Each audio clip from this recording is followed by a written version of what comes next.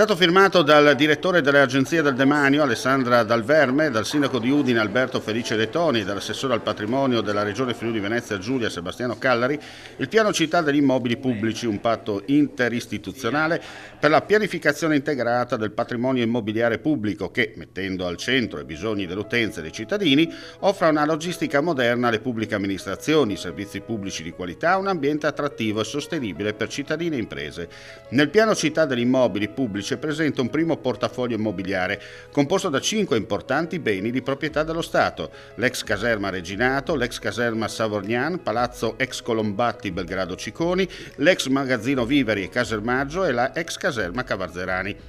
Oltre all'archivio di Stato di proprietà della Regione, ai quali si potranno aggiungere altri immobili di proprietà statale, comunale e di altri enti pubblici, da valorizzare con specifiche progettualità anche in partenariato con investitori privati. Friuli Venezia Giulia è la prima città su cui stipuliamo un piano città degli immobili pubblici, una pianificazione integrata con il territorio per dare delle risposte concrete al territorio su tanti immobili che da troppi anni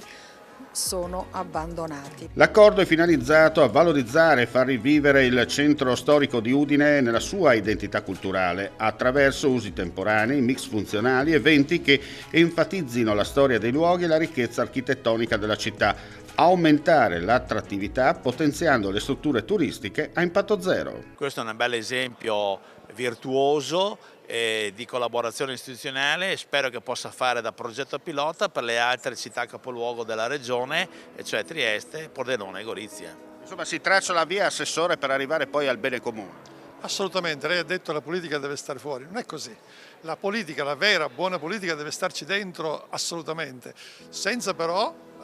alimentare divisioni ma alimentare collaborazioni, perché non sono importanti quando si amministra le ideologie, sono importanti il bene pubblico. Quello è il nostro obiettivo, è l'obiettivo del comune come della regione, per cui è naturale che lavoriamo insieme per questo.